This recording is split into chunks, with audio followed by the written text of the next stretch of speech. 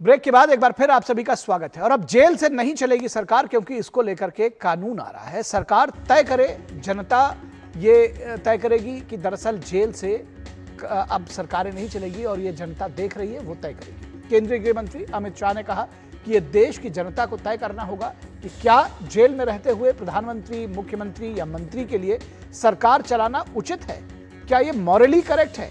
लोकसभा में प्रस्तावित संविधान संशोधन बिल को लेकर विपक्ष के आक्रामक तरीके ने देश में एक नई बहस की शुरुआत कर दी है। गृह मंत्री अमित शाह ने लोकसभा में 130वां संविधान संशोधन विधेयक पेश किया था। विपक्षी दलों के सांसदों ने इन बिल्स को लेकर सदन में जबरदस्त हंगामा किया। बिल की कॉपी फाड़कर कई सदस्यों ने इसे गृह मंत्री की ओर फेंक दिया। संसदीय इतिहास में इस तरह का अमर्यादित तस्वीर शायद ही दिखाई दी हो। गंभीर आपराधिक मामलों में गिरफ्तार प्रधानमंत्री हो, मुख्यमंत्री या मंत्रियों को 30 दिन की हिरासत पूरी होने पर पद से हटाने से जुड़े 3 विधेयक कल लोकसभा में प्रस्तुत किए गए थे। हालांकि अमित शाह ने कहा था कि इस बिल को अभी स्टैंडिंग कमेटी में भेजा जाएगा, जहां इस पर पर्याप्त चर्चा हो सके। गृह मंत्री ने साफ किया था कि इस बिल का उद्देश्य सार्वजनिक जीवन में गिरते जा रहे नैतिक मूल्यों को बरकरार रखना है और राजनीतिक शुचिता को लाना। इसमें हम सबका मिलकर कर्तव्य होना चाहिए, सत्ता पक्ष विपक्ष सभी का। उन पर किए गए व्यक्तिगत टिप्पणी का जवाब देते हुए अमित शाह ने कहा कि जब कांग्रेस ने उन्हें फर्जी केस में फंसाया और गिरफ्तार कराया, तब मैंने अरेस्ट होने से पहले इस्तीफा दिया था, और जब तक अदालत से पूरी तरह से निर्दोष साबित नहीं हो गया, तब तक कोई संवैधानिक पद नहीं लिया। अमित शाह ने कहा कि हम लोग नैतिक मूल्यों के पक्षधर हैं। अधिनियम 1963 की धारा 45 में संशोधन करने की आज जरूरत है। नैतिकता के सवाल पर अक्सर खामोश रह जाने वाले सत्तासीनों के सामने इस बिल के पास होने पर एक कड़ा कानून वक्त की जरूरत है। जानकार मानते हैं कि मुख्यमंत्री रहते अरविंद केजरीवाल ने इस्तीफा नहीं दिया। सुप्रीम कोर्ट ने भी उनके विवेक पर इसको छोड़ दिया था। हालांकि कई शर्तों के साथ उन्हें जमानत मिली थी। हालांकि विपक्ष ने प्रस्तावित बिल पर कड़ी आपत्ति जताते हुए कहा कि केंद्र सरकार गैर भाजपा सरकार को अस्थिर करने के लिए कानून लाना चाहती है, जिसके तहत वो केंद्रीय एजेंसियों द्वारा उनके मुख्यमंत्रियों को गिरफ्तार करवाएगी और उनकी मनमाने ढंग से गिरफ्तारी के तुरंत बाद उन्हें पद से हटना होगा। पिछले वर्षों में ऐसे कई मामले सामने आए हैं जिनमें किसी मंत्री या फिर मुख्यमंत्री ने गिरफ्तारी के बाद भी इस्तीफा नहीं दिया। दिल्ली के पूर्व सीएम अरविंद केजरीवाल, पूर्व डिप्टी सीएम मनीष सिसोदिया और मंत्री सत्येंद्र जैन इसमें कुछ खास नाम हैं। सुप्रीम कोर्ट को तमिलनाडु के मंत्री सेंथिल बालाजी को पद से हटने का निर्देश देना पड़ा था। अब अगर ये बिल पास होता है तो गिरफ्तारी के बाद मंत्री या मुख्यमंत्री अपने पद पर नहीं बने रह सकते हैं। 30 दिन जैसे ही पूरा होगा, 31वें दिन अपने आप उनको हटा दिया जाएगा।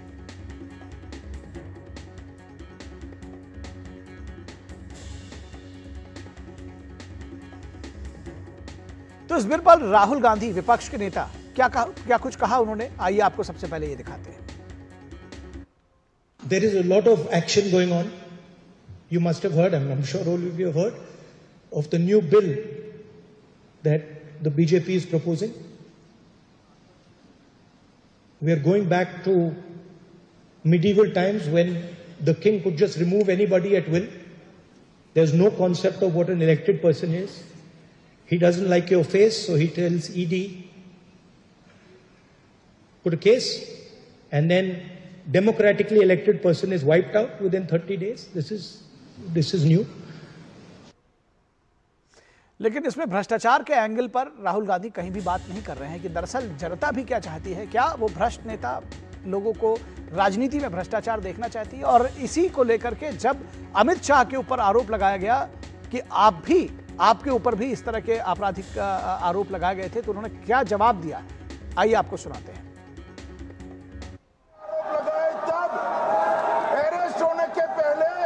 मैंने नैतिकता के मूल्यों का हवाला देकर इस्तीफा भी दिया, और जब तक मैं कोर्ट से निर्देश नहीं हुआ, कोई संविधान पद मैंने स्वीकार नहीं किया। तो उन्होंने कहा कि मैंने इस्तीफा दिया अपने पदों से, और जब तक कोर्ट से बरी नहीं हो गया तब तक कोई भी संवैधानिक पद मैंने नहीं दिया। और इस पूरे विषय पर बातचीत करने के लिए हमारे साथ खास मेहमान जुड़े हुए हैं, उनसे आपका परिचय करा दें। हमारे साथ डॉक्टर कौशल कांत मिश्रा, बीजेपी के प्रवक्ता हैं, जुड़े हुए हैं। बहुत स्वागत है डॉक्टर साहब आपका। और हमारे साथ दुष्यंत नागर जो कि पॉलिटिकल एनालिस्ट हैं, लेकिन कांग्रेस के समर्थक माने जाते हैं, उसकी नीतियों के समर्थक माने जाते हैं, तो कांग्रेस का पक्ष रखेंगे दुष्यंत नागर। बहुत स्वागत है नागर साहब आपका। और विनोद मिश्रा हमारे कंसल्टिंग एडिटर हमारे साथ जुड़े हुए हैं रोज की तरह हम इस चर्चा में। विनोद जी के साथ शुरुआत करेंगे। विनोद जी, किस तरह से आप देखते हैं इस पूरे पर्सपेक्टिव को, क्योंकि विपक्ष का यह कहना है कि भाई ये तो ईडी सीबीआई इनका चार्ज लगा के, ये बड़ा पुराना चार्ज है कि इसको लगा करके हमारे जो लोग हैं, जो हमारी सरकारें हैं, उनको अस्थिर करेंगे। और अब तो अगर ये 30 दिन का और आरोप लगते ही अगर इस तरह की चीजें आ जाएंगी तो ये और आसान हो जाएगा। वहीं तमाम सारे लोग कह रहे हैं और बहुत सारे जो आम जनता के लोग हैं, क्योंकि आम जनता ये चाहती है और ये शायद सभी लोग इस पैनल पर इस बात को की तस्दीक करेंगे कि राजनीति में भ्रष्टाचार दूर हो, राजनीतिक शुचिता सामने आए। कैसे देखते हैं इसको? निखिल, कल का जो दृश्य जिन लोगों ने भी देखा होगा, मुझे लगता है कि संसदीय इतिहास में ऐसी तस्वीर शायद ही कभी आई होगी कि जब गृह मंत्री ये 3 बिल प्रस्तुत कर रहे थे लोकसभा में और विपक्ष में जो जिस तरह के आचरण और जिस तरह का हंगामा था, जिस तरह का आप देखिए कि वो बिल की पर्ची फाड़ फाड़ के गृह मंत्री के ऊपर फेंका जा रहा था, मुझे लगता है कि इससे बदसूरत तस्वीर ऐसा हो नहीं सकता संसदीय परंपरा में जो कल देश ने देखा। इसलिए अमित शाह गृह मंत्री ने जब इस बात को कहते हुए कहा है कि देश की जनता तय करे, कि देश की ये जनता तय करना है कि क्या उसके प्रधानमंत्री, उसके मुख्यमंत्री या उसके मंत्री अगर जेल जाने के बाद भी इस्तीफा नहीं देते हैं तो ऐसी हालत में इस नैतिकता और इसके मूल्यों की बात आप किस तरह कर सकते हैं।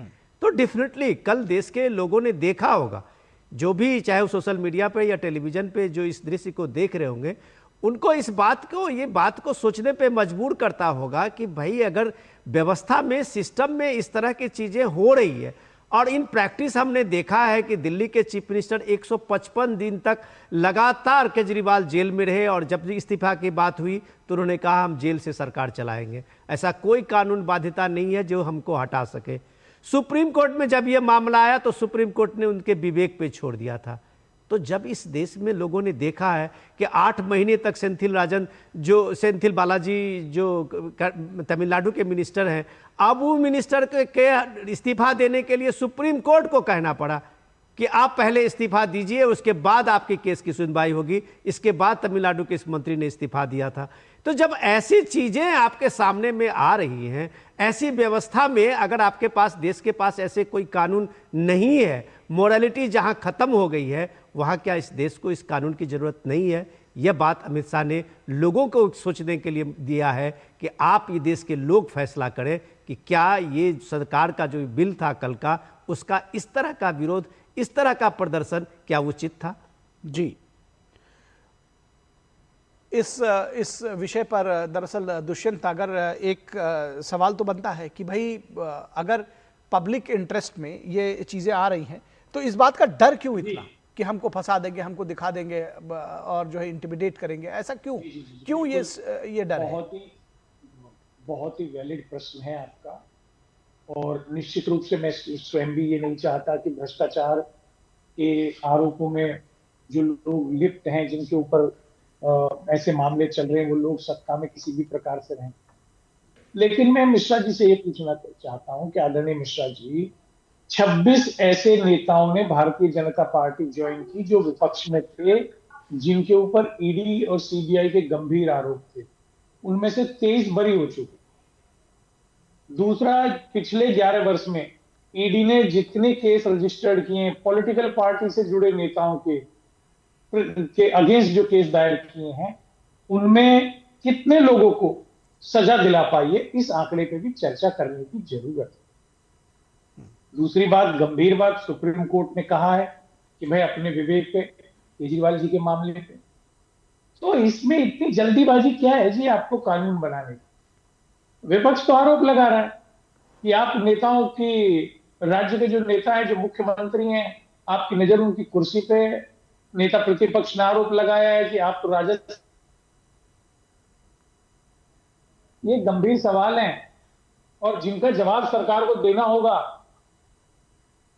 प्रचार के लिए आप एक बार तो कहते हैं अपना पवार साहब को, जो मुख्यमंत्री है महाराष्ट्र में, कि चक्की पीसिंग, जेल जाएं, और उसके बाद आप उन्हें उप मुख्यमंत्री का पद ऑफर कर देते हैं। आप नेताओं, प्रतिपक्ष के नेताओं की तरफ सवाल उठा रहे हैं, विपक्ष की तरफ सवाल उठा रहे हैं, लेकिन आपका कोई दायित्व नहीं है, आपकी कोई जवाबदारी नहीं है।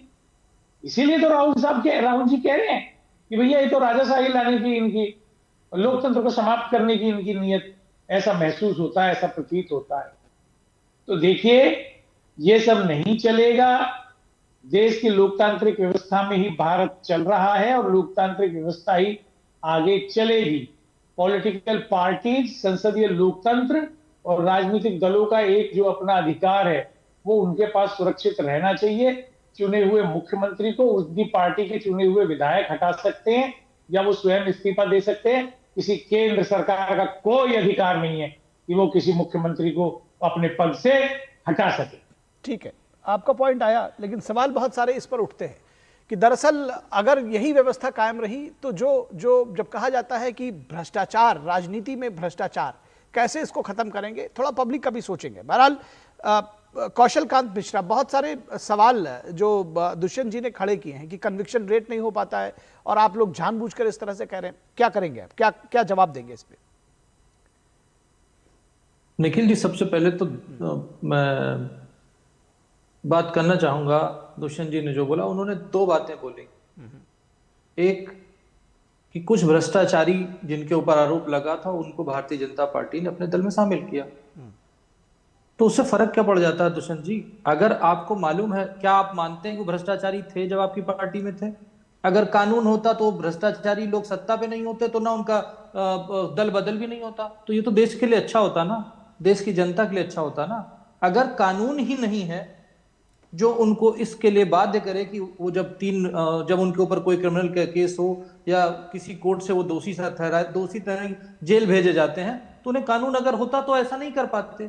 तो ये दल बदल का कानून तो सब पे लागू होगा ना। और ये जो कानून की बात की जा रही है, ये कानून में प्रधानमंत्री जी भी इंक्लूडेड है। आपको किस चीज का डर लगता है? आपको डर क्यों लगता है? आप चाहते हैं कि कॉमन मैन, एक गवर्नमेंट ऑफिसर, एक प्राइवेट मैन जो ये कहें कि पॉलिटिक्स में नहीं है, वो अगर कोई अपराध करता है, वो अगर जेल जाता है तो सरकारी नौकरी से छुट्टी हो जाएगी, उसे प्राइवेट नौकरी से निकाल दिया जाएगा। लेकिन नेता है, चूंकि वो राजनीति में है, उसके पास सत्ता है, तो उस पावर का दुरुपयोग करके वो सत्ता में बना रहेगा। आप इसी बात का तकरीर कर रहे हैं। तो फिर राहुल गांधी ने मनमोहन सिंह जो बिल लाए थे लालू को बचाने के लिए, उसको फाड़ के फेंका क्यों था? मतलब वो ड्रामा कर रहे थे ना, एक बात। दूसरी बात, आप ये देखिए कि कितने लोग, कई बार कोर्ट ने भी कहा, कई बार जनता में भी गया, इतने बड़े बड़े मूवमेंट हुए। आप देखिए, लालू यादव जेल जाने के बाद भी सत्ता में चलाते रहे। उन्होंने छोड़ी तो उन्होंने अपनी पत्नी को छोड़ी।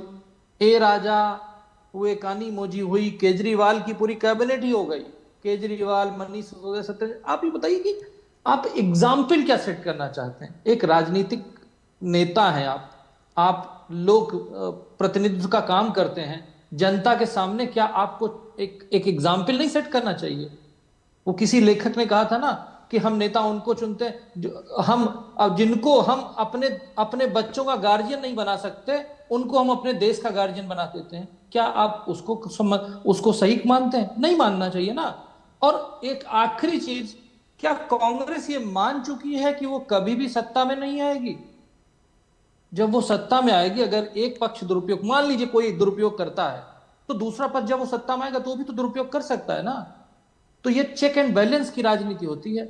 और कानून अगर कोई भी बनता है वो लोकहित में बनता है, और अगर कोई कानून संसद से पास होता है तो वो तो सब पे लागू होगा ना, बराबर पे लागू होगा।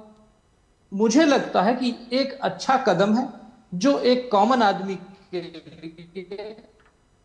आदमी हमारे देश का, वो राजनीति से प्रेरित नहीं होता है। वो अपने दिन भर की रोजी रोटी की बात करता है, ईमानदारी से काम करता है, देश में जो उसको दायित्व मिला है उसमें पूरी जी जान से लग करके देश में एक सेवा करता है। तो अगर हमारे देश के नेता क्रिमिनल होंगे तो वो कैसे लीड करेंगे सोसाइटी को? बिल्कुल, क्रिमिनलाइजेशन इन पॉलिटिक्स हम बच्चों को क्या दिखाएंगे? क्या हम अपने बच्चों को ये एग्जाम्पल दे सकते हैं कि लालू यादव जेल से सरकार चला रहे तो वैसे तो बनना है? नहीं दे सकते। तो ये डबल स्टैंडर्ड कहां से आप लाते हैं? ठीक है। दरअसल निखिल जी, और यहाँ बिल्कुल यहाँ यहाँ यहाँ मैं टेम्पो आपको पर रोकना चाहूंगा, यहाँ तो- पे ले चलेंगे आप लोगों को रशिया से सीधे डॉक्टर एस जयशंकर, विदेश